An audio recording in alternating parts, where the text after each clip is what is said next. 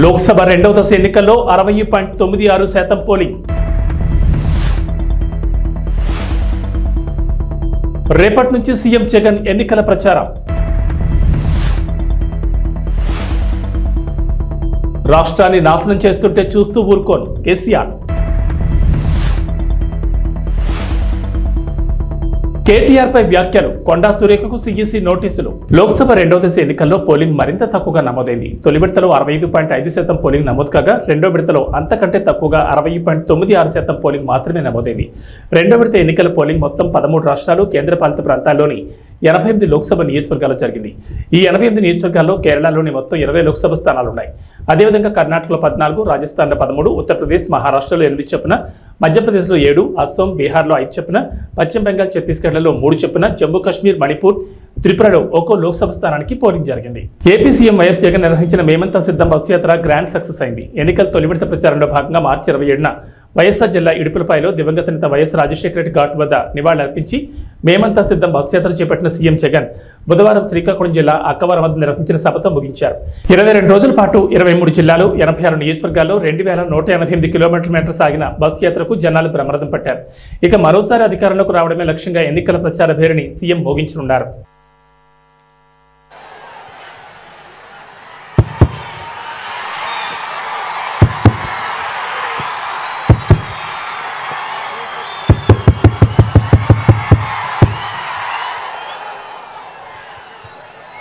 టెక్కలిలో శ్రీకాకుళం జిల్లా సిద్ధం. ఈరోజు శ్రీకాకుళం జిల్లాలో కనిపిస్తా ఉన్న ఈ జన సముద్రాన్ని చూస్తా ఉంటే లక్షల మంది తమ ఇంటింటి అభివృద్ధిని కాపాడుకునేందుకు కదిలిన సికోలు సింహాలు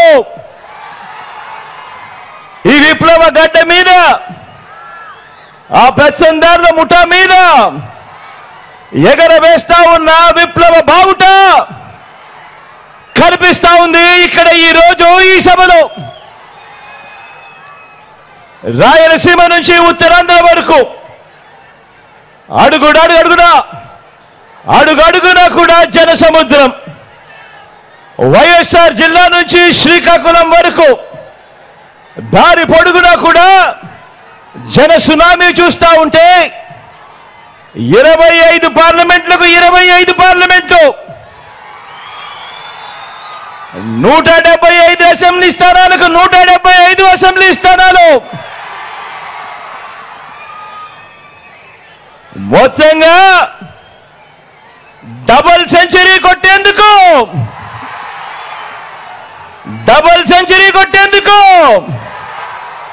మీరంతా సిద్ధమేనా?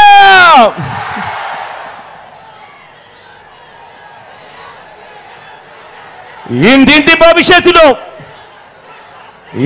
భవిష్యత్తును పథకాల కొనసాగింపును నిర్ణయించే ఎన్నికలు మరో 18 రోజుల్లో జరగబోతా ఉన్నాయి. ఈ ఎన్నికలు కేవలం ఎమ్మెల్యేలను, కేవలం ఎంపీలను ఎన్నుకునేందుకు జరిగే ఎన్నికలు మాత్రమే కావు. ఈ ఎన్నికలు ఈ 58 నెలల కాలంలో బలమైన పునాదులతో పేదల కోసం తీసుకువచ్చిన అనేక సంస్కరణలు, అనేక పథకాలు, ఇవన్నీ కూడా కొనసాగాల లేదా వద్దా అన్నది నిర్ణయించే ఎన్నికలు ఈ జరగబోతా ఉన్న ఈ కురుక్షేత్రం. జగన్కు ఓటు వేస్తేనే పథకాలన్నీ కూడా కొనసాగుతాయి. ప్రాణాలకు తెగించి వచ్చినా పర్వాలేదనుకుని ఆమరణ నిరాహార దీక్షతో తెలంగాణ కోసం పోరాడా. కష్టపడి తెచ్చుకున్న తెలంగాణను నా కళ్ళ ముందే నాశనం చేస్తుంటే చూస్తూ ఊరుకోను. యుద్ధం చేసేందుకు మీరు నాకు బలం ఇవ్వాలి అని బీఆర్ఎస్ అధినేత మాజీ ముఖ్యమంత్రి కల్వకుంట్ల చంద్రశేఖరరావు విజ్ఞప్తి చేశారు. దేశాన్ని 10 ఏళ్లుగా పాలించిన బీజేపీ పేదలకు ఏం చేసిందని ప్రశ్నించారు. అచ్చే దిన్ వచ్చిందా, సచ్చే దిన్ వచ్చిందా అని మండిపడ్డారు.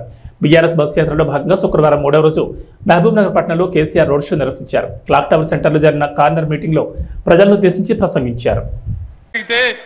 ముఖ్యమంత్రి మంత్రులు ఎవరు పోలే, ఆ మహనీయునికి ఒక దండ పెట్టలే, గేట్లు తాళం వేసినారు. వేరే రాష్ట్రాల నుంచి కూడా ప్రజలు వచ్చి ఇదేం దిక్కుమాలిన ప్రభుత్వం తిట్టుకుంటూ పోయినారు. దయచేసి మీరు ఆలోచన చేయాలి. ఇవన్నీ కూడా అడ్డగోలు మాటలు, నిందలు, అనవసరమైనటువంటి కథలు చెప్తున్నారు తప్ప వీళ్ళు న్యాయం చేసే పరిస్థితులు లేరు. మరి ఇప్పుడు ఏం జరగాలి? న్యాయం జరగాలి. న్యాయం జరగాలంటే ఇలా ప్రజల కాంగ్రెస్ పంచాయతీ పడ్డది. ప్రజల పక్షాన గట్టిగా కొట్టాడేటటువంటి పంచాయతీ పెద్ద కావాలి. ఆ పంచాయతీ పెద్ద ఎవరు? ఎవరు? కేసీఆర్ఏనా? బీఆర్ఎస్ ఏనా? నేను మీ అందరినీ ప్రార్థించేది ఒకటే, నేను ఇంకా సూర్యాపేటకు వెళ్ళాలా, విషయాలన్నీ మీరు టీవీలో చూస్తూ ఉన్నారు. నిన్న రాత్రి టీవీ 9లో నేను కూడా అన్ని చెప్పినాను, మీకు అన్ని విషయాలు తెలిసిపోయినాయి. తప్పకుండా మళ్ళా మన రాజ్యమే వస్తుంది, అనుమానం లేదు. ఎవడు కూడా ఆపలేడు. బ్రహ్మాండంగా తెలంగాణ మనం కలగన్న బంగారు తెలంగాణ అయ్యేదాకా మనం అద్భుతంగా తీసుకొని పోవాలి. నేను మిమ్మల్ని అందరినీ ప్రార్థించేది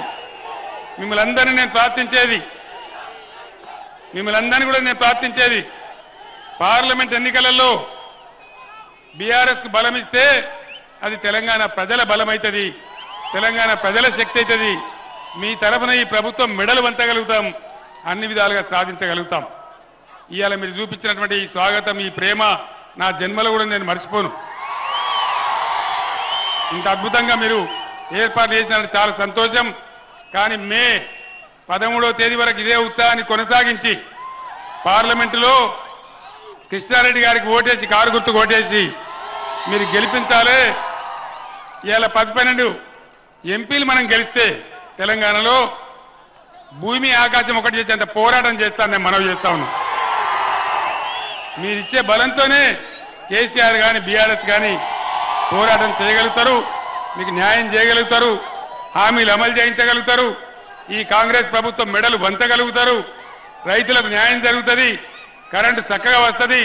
కాబట్టి దయచేసి ఈ ఎన్నికల్లో బీఆర్ఎస్ అభ్యర్థి కృష్ణారెడ్డి గారి కారు గుర్తుకు ఓటేసి గెలిపించాలని మీ అందరినీ కూడా కోరుతూ నేను సూర్యాపేటకు బయలుదేరుతా ఉన్నా. జై తెలంగాణ, జై తెలంగాణ, జై తెలంగాణ. కారు గుర్తుకే, కారు గుర్తుకే, జై తెలంగాణ. మంత్రి కొండా సురేఖపై కేంద్ర ఎన్నికల సంఘం ఆగ్రహం వ్యక్తం చేసింది. బీఆర్ఎస్ వర్కింగ్ ప్రెసిడెంట్ కేటీఆర్ పై ఇటీవల చేసిన అనుచిత వ్యాఖ్యల నేపథ్యంలో ఆమెను ఈసీ హెచ్చరించింది. ఎన్నికల వేళ జాగ్రత్తగా మాట్లాడాలని సూచించింది. ఆరోపణ చేసే సమయంలో బాధ్యతగా వ్యవహరించాలని, స్టార్ క్యాంపెయినర్గా మంత్రిగా మరింత బాధ్యతగా ఉండాలని హితో పలికింది. కాగా ఈ నెల 1వ తేదీన వరంగల్లో జరిగిన ఎన్నికల ప్రచారంలో కేటీఆర్ పై మంత్రి కొండా సురేఖ విమర్శలు గుప్పించారు. ఫోన్ ట్యాపింగ్ వ్యవహారంలో కేటీఆర్ పై తీవ్ర ఆరోపణలు చేశారు. ఫోన్ ట్యాపింగ్ తో ఎంతో మంది హీరోయిన్లను బ్లాక్మెయిల్ చేశారని, అధికారాన్ని బదిలీ చేశారని, అనేక మందిని ఉద్యోగాలు కోల్పోయి జైలుకు వెళ్లేలా చేశారని ఆరోపించారు. ఈ వ్యాఖ్యలపై బీఆర్ఎస్ అభ్యంతరం వ్యక్తం చేస్తూ ఎన్నికల సంఘం దృష్టికి తీసుకెళ్లింది. బీఆర్ఎస్ నేత దాసు శ్రవణ్ ఈసీకి ఫిర్యాదు చేసిన క్రమంలో నేడు మంత్రి వ్యాఖ్యలు తప్పుపట్టింది ఎన్నికల సంఘం. అధికారంలో ఉన్న మాకు తెలుసు, మరి ప్రజల సొమ్మునంతా దుర్వినియోగం చేసి ఈ రోజు మీరు కోట్లు దండుకొని ఒక పక్క నీ బిడ్డ లిక్కర్ స్కామ్ లో మరి 100 కోట్ల కోసం జైల్లోకి పోయింది, నీ కొడుకేమో ఫోన్ ట్యాపింగ్ చేసుకుంటూ ఈ రోజు ఎంతో మంది హీరోయిన్లు అటువంటి వాళ్ళని కూడా బ్లాక్ మెయిల్ చేసి కొంతమంది అధికారులను ఈరోజు బలి చేసి వాళ్ళ ఉద్యోగాలు పోయి జైళ్లలోకి పోయేటువంటి పరిస్థితి తీసుకొచ్చిండు. మరొక పక్క కాళేశ్వరం మేడిగడ్డ గట్టి మరి మీరు మొత్తానికి కాళేశ్వరాన్ని మేడిగడ్డను కూడా ఈరోజు కూల్చాలా, ఏం చేయాలో తెలియనటువంటి పరిస్థితుల్లో మీరు వదిలిపెట్టిపోవడం అనేది చాలా బాధాకరం. అధికారంలో ఉన్న మాకు తెలుసు, మరి ప్రజల సొమ్మునంతా దుర్వినియోగం చేసి నాకు ఎలాంటి ఇల్లీగల్ వ్యవహారాలతో నాకు సంబంధం లేదు. ఫోన్ ట్యాపింగ్ అని చెప్పి లీకు వీరుడు రేవంత్ రెడ్డి గారు పాపం డైరెక్ట్గా ప్రెస్ కాన్ఫరెన్స్ పెట్టే దమ్ము లేదు, డైరెక్ట్గా ఆధారాలు ప్రజల ముందు పెట్టే దమ్ము లేదు, ఏముందో విషయం ఎవరికి తెలియదు. పోలీస్ రిమాండ్లో ఉన్న వాళ్ళకి కూడా ఫోన్లకు వెళ్ళి మీకు లీకులు వస్తాయి. ఈయన లీకు వీరుడు. మరి లీకు వీరుడు ఏదో కష్టపడి నా క్యారెక్టర్ అసాసినేషన్ చేయాలనే ప్రయత్నంలో చాలా బలంగా ఉన్నాడు. ఎవరో హీరోయిన్లను నేను బెదిరించిన అంటది ఆ మంత్రి. ఆమెకు నెత్తుందా లేదా నాకు తెలియదు. నాకు అంత కర్మేంది, నాకు ఈ దిక్కుమాలిన పనులు చేయాల్సిన పరిస్థితి ఏంది, నాకు ఎలాంటి ఫోన్ ట్యాపింగ్ వ్యవహారంతో నాకు ఎలాంటి సంబంధము లేదు. ఈ అడ్డమైన మాటలు ఎవరైనా మాట్లాడితే, చెత్త మాటలు ఎవరైనా మాట్లాడితే వారు మంత్రి అయినా ముఖ్యమంత్రి అయినా తాట తీస్తాము, లీగల్గానే చూసుకుంటాం. తాట తీస్తామంటే మళ్ళీ మీరు ఇదే యూట్యూబ్లో తమ్మునీళ్ళు పెట్టి తాట తీస్తామన్నాడు ఈయనకు అహంకారం ఎక్కువ అని చూపెడకూరి.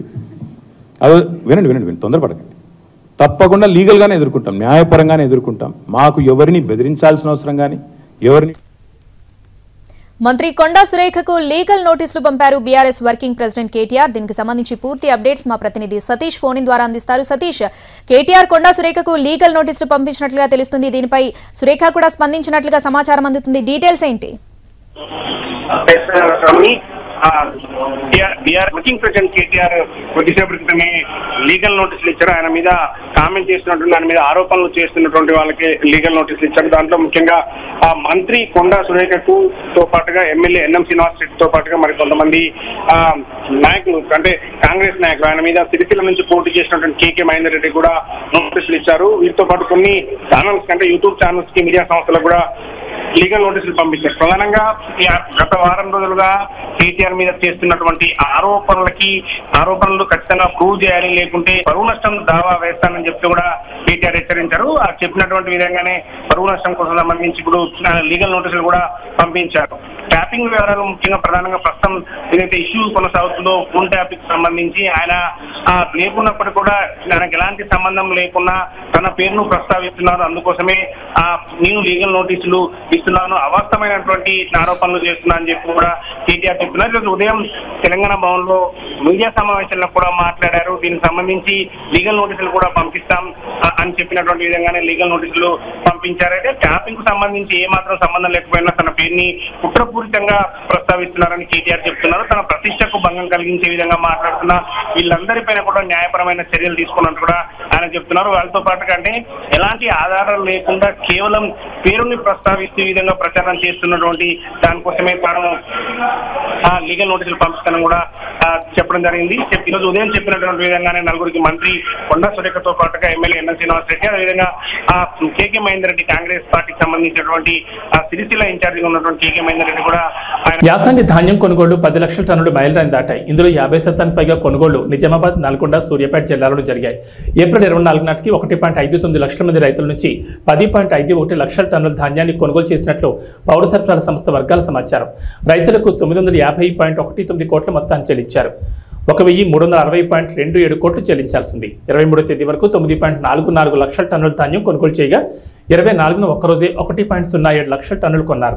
కొనుగోళ్లలో నిజామాబాద్ జిల్లా 2,57,167 టన్నులతో తొలి స్థానంలో ఉంది. ఆ తర్వాత 2,17,068 టన్నులతో నల్గొండ జిల్లా రెండో స్థానంలో ఉండగా 1,10,044 టన్నులతో సూర్యాపేట జిల్లా మూడో స్థానంలో ఉన్నాయి. గత ఏడాది ఏప్రిల్ 24వ తేదీ నాటికి కొనుగోలు చేసిన ధాన్యం 2.51 లక్షల టన్నులు. అప్పట్లో కొనుగోలు ఏప్రిల్ 13న ప్రారంభం కాగా ఈ ఏడాది అంతకంటే ముందు మార్చి 25 నుంచి మొదలయ్యాయి. ఆదిలాబాద్, ఆసిఫాబాద్, గద్వాల, వికారాబాద్ జిల్లాలో వరి సాగు ఆలస్యమైన పంట చేతికి రాక ఇంకా కొనుగోలు ప్రారంభం కాలేదని అధికారులు చెబుతున్నారు. దేశవ్యాప్తంగా ఎండలు మండిపోతున్నాయి. పలు రాష్ట్రాల్లో అధిక ఉష్ణోగ్రతలు నమోదవుతున్నాయి. తెలుగు రాష్ట్రాల్లోనూ ఎండలు మండిపోతున్నాయి. పగటి ఉష్ణోగ్రతలు 36 నుంచి 43 డిగ్రీల పైన నమోదవుతున్నాయి. పొద్దున్న 8 గంటలకే భానుడు తన ప్రతాపాన్ని చూపిస్తున్నాడు. ఈ నేపథ్యంలో మరో వారం రోజుల పాటు దేశంలోని పలు రాష్ట్రాల్లో ఇదే పరిస్థితి కొనసాగుతుందని భారత వాతావరణ శాఖ హెచ్చరికలు జారీ చేస్తుంది.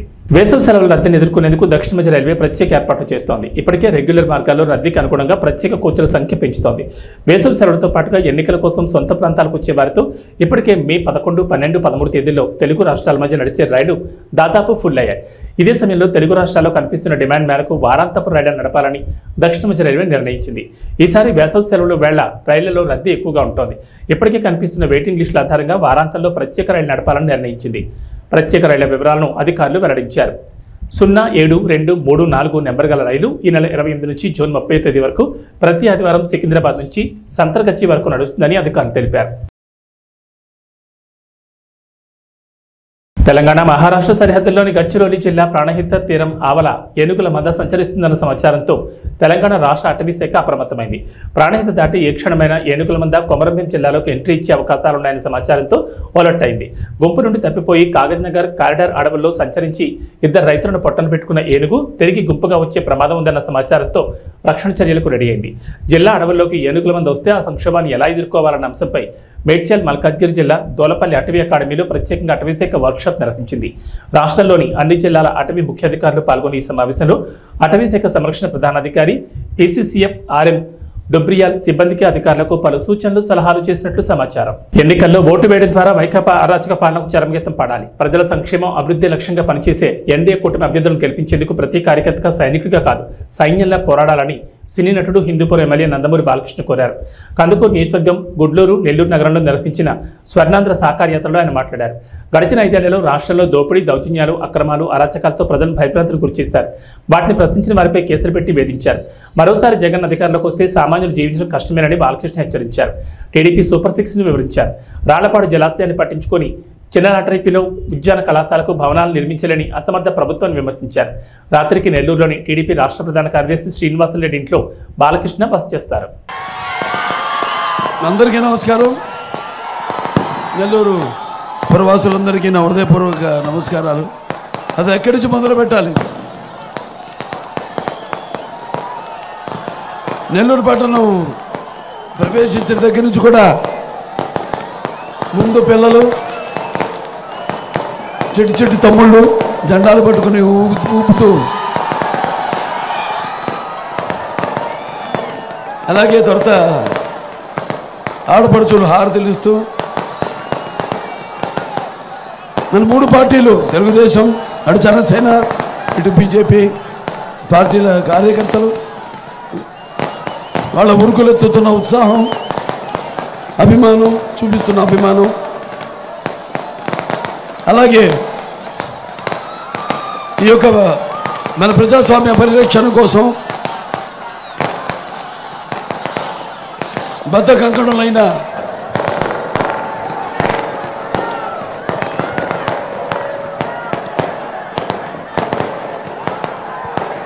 ప్రజలందరికీ, అలాగే తెలుగుదేశం పార్టీ విజయాలకి హారతలిస్తూ, అలాగే నీరాజనాలు అర్పిస్తున్న నా తెలుగింటి ఆడపడుచులకి, యువతరానికి ప్రతినిధులు, నవతరానికి నాయకులు, భావతరానికి భారతదేశపు మహాశక్తి అయిన యువతరానికి నా అభిమానులు ముందుగా నా హృదయపూర్వక చేస్తే రాళ్ళంత జనం,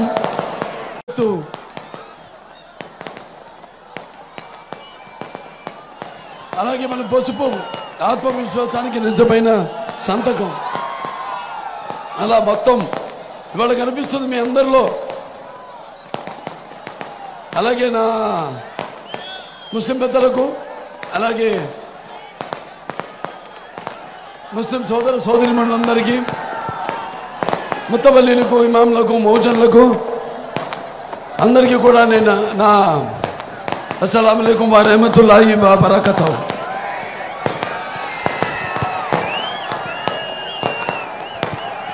ఇప్పుడు ఇవాళ మన రాష్ట్రం చాలా క్లిష్ట పరిస్థితుల్లో ఉంది. కాబట్టి ఈ జరగబోయే ఎన్నికల రణరంగంలో మన భవిత కోసం, అలాగే మన రాష్ట్ర భవిత కోసం, మన భావితరాల భవిత కోసం మనం పోరాడవలసిన ఇదొక మహాకురుక్షేత్రం, महायुद्धम। मैं हिंदुस्तान हूँ, हिमालय मेरे सरहदों के निगहबान और गंगा मेरी पवित्रता की सौगंध। तारीख के इंतजार से मैं अंधेरों और उछालों का साथी हूँ और मेरे खाक पे संगे मरमर आने में चादरों में लिपटी हुई ये इमारतें दुनिया से कह रही है कि जालिमों ने मुझे लूटा, मेहरबानों ने मुझे संभाला, नादानों ने मुझे जंजीरें पहना दी और मेरे चाहने वालों ने उन्हें खान फेंका। सारे जहां से अच्छा हिंदू सिता हमारा, हम बुलबुले हैं कि इसके ये गुल सिता हमारा। ఇలా మత సామర్థ్యానికి, అలాగే సర్వమత సౌభ్రాతృత్వానికి ఒక ప్రతీక మన దేశం. ఇవాళ మరి నాన్నగారి దగ్గర నుంచి కూడా మనం గుర్తు చేసుకోవాల్సిన అవసరం ఉంది. ఇవాళ పరిస్థితులు అలా ఉన్నాయి. మరి ఆనాడు నాన్నగారు ముందుగా అటువంటి ఆయన కడుపులో జన్మనిచ్చినందుకు, నన్ను మీ అందరి గుండెలో ఆయన ప్రతిరూపంగా నిలిపినందుకు విశ్వవిఖ్యాత నట సార్వభౌమ, అలాగే నటనకి విశ్వరూపం ఏమిటో చూపించిన నటసింహం, అలాగే నాకు సార్వత్రిక ఎన్నికల్లో కూటమి ప్రభుత్వం అధికారంలోకి రావడం ఖాయమని పాలకొల్లు టీడీపీ అభ్యర్థి ఎమ్మెల్యే డాక్టర్ నిమ్మల రామానాయుడు జోషి చెప్పారు. పాలకొల్లులోని ఎమ్మెల్యే క్యాంపు కార్యాలయంలో ఏర్పాటు చేసిన విలేకరుల సమావేశంలో ఆయన పాల్గొని మాట్లాడారు. సంక్షేమం చంద్రబాబుతోనే జరుగుతుందని, ప్రగతి పదంలో రాష్ట్రం పరుగులు తీయాలంటే ఆయన సీఎం కావాలన్నారు. ఈ నియోజకవర్గంలో మన పాలకొల్లు మన రామానాయుడు పేరుతో నిర్వహించిన పాదయాత్రలో ప్రజల నుంచి విశేష స్పందన కనిపించిందన్నారు. వారంతా సైకిల్ గుర్తుపై ఓటు వేసి తనను గెలిపించడానికి సిద్ధంగా ఉన్నారని వెల్లడించారు. ఈ సమావేశంలో వివిధ మండలాల పార్టీ అధ్యక్షులు, అనుబంధ విభాగాల నాయకులు పాల్గొన్నారు. ఏదైతే రేపు 13వ తారీఖున జరిగేటువంటి ఆంధ్రప్రదేశ్ రాష్ట్ర శాసనసభ పార్లమెంట్ ఎన్నికలు ఏవైతే ఉన్నాయో ఆంధ్రప్రదేశ్ రాష్ట్రంలో ఒక పెను సంచలనం సృష్టించబోతూ ఉన్నాయి. ఆంధ్రప్రదేశ్ రాష్ట్ర చరిత్రలో ప్రజలందరూ కూడా తెలుగు జాతి 5 కోట్ల మంది యావత్తు ఒకే పక్షాన వచ్చి తెలుగుదేశం, జనసేన, బీజేపీ కూటమికి పనిచేసి రికార్డు స్థాయిలో 175కి 160 సీట్లు రేపు ఆంధ్రప్రదేశ్ రాష్ట్రంలో గెలుచుకున్నటువంటి పరిస్థితి రేపు రాబోయేటువంటి ఎన్నికల్లో కనిపిస్తున్నటువంటి పరిస్థితి. కలిసి ఏదైతే ఎన్నికలకు వెళ్తూ ఉన్నామో రేపు పాలకొల్లు నియోజకవర్గంలో కూడా తెలుగుదేశం, జనసేన, బీజేపీ కూటమి అభ్యర్థిగా అసెంబ్లీ మరియు పార్లమెంట్ పాలకుల్లో సునామీ సృష్టించబోతుందనే విషయాన్ని కూడా ఈ సందర్భంగా తెలియజేసుకుంటూ ఉన్నా. ఎందుకంటే ఈరోజు పర్టికులర్గా గత 60-70 రోజుల నుంచి మన పాలకొల్లు మన రామానాయుడు ఇంటింటికి పాదయాత్రలో ప్రతి గడప తొక్కినప్పుడు, ప్రతి అవ్వను పలకరించినప్పుడు, ప్రతి గృహిణిని మరి పలకరించినప్పుడు, ప్రతి యువత, ప్రతి రైతు మరి ప్రతి ఒక్కరూ కూడా నాతో కలిసి మాట్లాడుతూ ఉన్నప్పుడు వాళ్ళందరిలోని కూడా ఒకటే భావన కనిపిస్తూ ఉంది. ఏదైతే కష్టపడి పండించినటువంటి రైతు పంట పండించలేనటువంటి పరిస్థితి ఉంది. ఏదైతే ప్రతి ఇంటిలోని కూడా బాధుడితో ఇంట్లో మరి ఏదైతే వంటింటి బడ్జెట్ కూడా మరి మా బడ్జెట్ మీద ప్రభావం చూపేటువంటి పరిస్థితి ఉంటుంది అని ఆ గృహిణి కానీ, ఉద్యోగాలు ఉపాధి కల్పన లేక యువత కానీ, ఇట్లా ప్రతి రంగము కూడా మరి ఈవేళ ఈ ప్రభుత్వం మీద వ్యతిరేకత అనేది చాలా క్లియర్గా కనిపిస్తున్నటువంటి పరిస్థితి. దానితో రేపు ఎన్నికల్లో ఖచ్చితంగా తెలుగుదేశం, జనసేన, బీజేపీని గెలిపించుకోవాలనేటువంటి ఆలోచన నియోజకవర్గంలో ఉన్నటువంటి ప్రతి గడప నుంచి కూడా వినిపిస్తున్నటువంటి మాట. ఆశీర్వదించడానికి ప్రజలందరూ కూడా సిద్ధంగా ఉన్నారు. దానికి ఉదాహరణే మొన్న జరిగినటువంటి నామినేషన్. ఏదైతే ఆ రోజు 19వ తేదీన మరి తెలుగుదేశం పార్టీ అభ్యర్థిగా, జనసేన, బీజేపీ బలపరిచినటువంటి అభ్యర్థిగా నేను నామినేషన్ వేయడానికి ఒక్క పిలిపిస్తే, మరి వేళ జనసేన, బీజేపీ నాతో పాటు పిలిపిస్తే మరి వేలాదిగా ఆ రోజు 19వ తారీఖున స్వచ్ఛందంగా సైకిళ్ళు వేసుకుని పెద్ద ఎత్తున మరి ర్యాలీ, ఒక ప్రవాహంలాగా మరి ఆ రోజు మరి ఉన్నటువంటి పరిస్థితి నేను కాదు, మీ మీడియా సాక్షిగా మరి ప్రపంచం అంతా కూడా చూసినటువంటి పరిస్థితి. రేపు పాలకొల్లులో జరిగేటువంటి ఎన్నిక ప్రజాబలానికి, ధనబలానికి మధ్య జరుగుతుంది. ఖచ్చితంగా ప్రజాబలం ముందు ధనబలం ఆగదు, ప్రజలే గెలుస్తారు, పాలకొల్లే గెలుస్తుంది అనే విషయాన్ని సందర్భంగా తెలియజేసుకుంటున్నాం. Thank you. ఇంటి వద్దకే సంక్షేమ పథకాలు అందించిన ఘనత వైఎస్ఆర్సీపీకి దక్కుతుందని ఈ పార్టీ అభ్యర్థి భీమవరం ఎమ్మెల్యే గ్రంథి శ్రీనివాస్ తెలిపారు. భీమవరం నియోజకవర్గ పరిధిలోని 1వ పట్టణంలో నిర్వహించిన ఎన్నికల ప్రచారంలో ఆయన పాల్గొని మాట్లాడారు. మరోసారి తాను గెలిపిస్తే పట్టణాన్ని మరింత అభివృద్ధి చేస్తానని ప్రకటించారు. ఇప్పటికే 130 కోట్ల రూపాయలతో అభివృద్ధి పనులు చేసినట్లు వెల్లడించారు. ఈ కార్యక్రమంలో పార్టీ నాయకులు, వివిధ కార్పొరేషన్ల డైరెక్టర్లు పాల్గొన్నారు.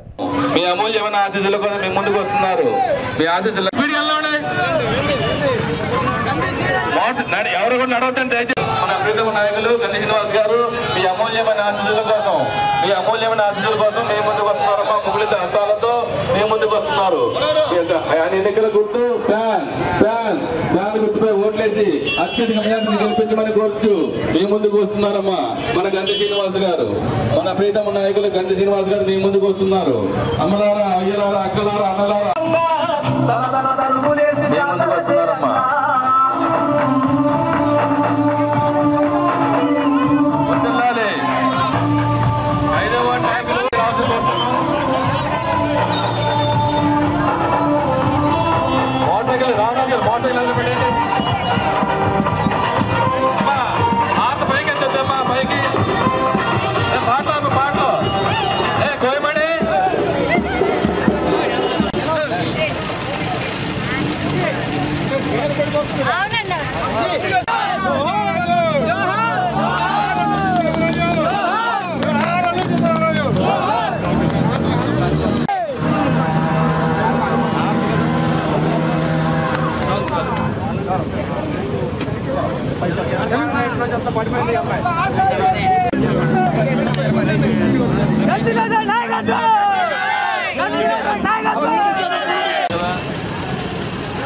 దయచేసి మోటార్ సైకిల్ రేస్ చేయడం కానీ హార్న్లు కొట్టడం వెళ్ళాలండి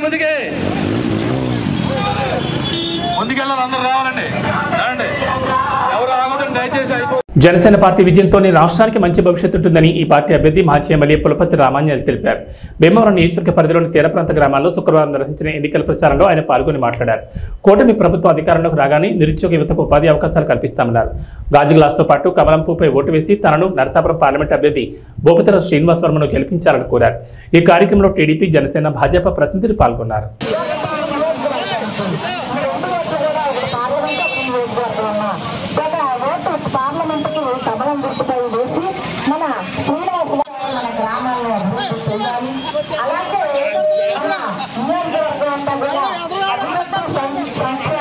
సాధించాలి అన్న ముఖ్య ఉద్దేశంతో మరొకసారి మీ ముందుగా వస్తున్నారండి. మన ఉమ్మడి అభ్యర్థిగా తమ్మడి అభ్యర్థిగా మన పులపర్తి రామాంజనేయులు గారిని మీ ముందుగా వస్తున్నారండి. మన ఉమ్మడి అభ్యర్థిగా తమ్మడి అభ్యర్థిగా మన పులపర్తి రామాంజనేయులు గారిని ఎమ్మెల్యే. రాష్ట్రంలోని ప్రజలు మళ్లీ జగనన్న పాలన కావాలని ఉండి వైఎస్ఆర్సీపీ అభ్యర్థి పీవీఎల్ నరసింహరాజు తెలిపారు. నియోజకవర్గ కేంద్రమైన ఉండిలో నిర్వహించిన వైఎస్ఆర్ కాంగ్రెస్ పార్టీ కార్యకర్తల ఆత్మీయ సమావేశంలో ఆయన పాల్గొని మాట్లాడారు. ప్రభుత్వం ప్రవేశపెట్టిన పథకాలు పేద ప్రజలను అభివృద్ధి వైపు నడిపిస్తుందన్నారు. ఫ్యాన్ గుర్తుకు బొట్టు వేసి జగన్మోహన్ రెడ్డిని మరోసారి ముఖ్యమంత్రిని చేయాలన్నారు. ఈ కార్యక్రమంలో పార్టీ నాయకులు పాల్గొన్నారు. జగన్మోహన్ రెడ్డి గారు ఎప్పుడు కూడా పేదవారిని నీతి కొన్ని కార్యక్రమాలు కరోనా కష్టకాలంలో ఎవరికాళ్ళు వ్యాపారాలు చేసుకున్నారు. కానీ ఆయన సొంత రూపాయలు ఆయన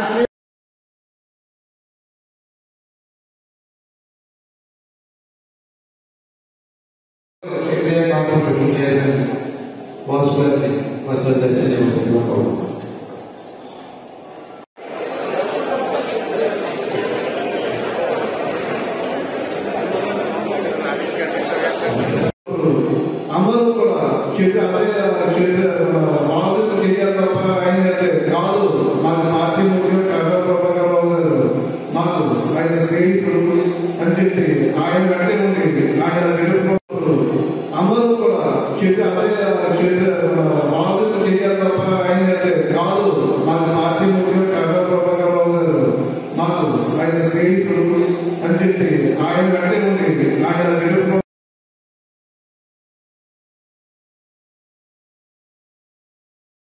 ఉన్నటువంటి ఈ పార్టీలో ఖచ్చితంగా రేపు జగన్మోహన్ రెడ్డి గారు సీఎం అవ్వాలి. ఇక్కడ నరసింహరాజు. ఐపీఎల్లో పంజాబ్ కింగ్స్ జూల్ విదిల్చింది. భారీ టార్గెట్ చేజింగ్ లో జానీ బేర్స్టో 48 బాల్స్లో 8 4లు 9 6లతో 108 రన్లు చేసి నాటౌట్గా నిలిచారు. శశాంక్ సింగ్ 28 బాల్స్లో 2 4లు 8 6లతో 68గా నాటౌట్ నిలిచారు. ప్రభు సిమ్రాన్ సింగ్ 20 బాల్స్లో 4 4లు 5 6లతో 54 రన్స్ దంచుకొట్టడంతో శుక్రవారం జరిగిన లీగ్ మ్యాచ్లో 8 వికెట్ల తేడాతో కోల్కతాపై గ్రాండ్ విక్టరీని అందుకుంది. దీంతో టీ20 హిస్టరీలో అత్యధిక లక్ష్యాన్ని ఛేదించిన తొలి జట్టుగా రికార్డులకు ఎక్కింది. టాస్ ఓడిన కోల్కతా 20 ఓవర్లలో 261కి 6 వికెట్లు నష్టపోయి స్కోర్ చేసింది. ఫిలిస్ సాల్ట్ 37 బాల్స్లో 6 4లు 6 6లతో 75, సునీల్ నరైన్ 32 బాల్స్లో 9 4లు 4 6లతో 71, వెంకటేష్ అయ్యర్ 39తో రాణించారు. తర్వాత పంజాబ్ 18.4 ఓవర్లలో 262 వికెట్ల నష్టానికి స్కోర్ చేసి నెగ్గింది. బేస్టోకు player of the match award లభించింది. ఇవి బులెటిన్ విశేషాలు. నమస్కారం.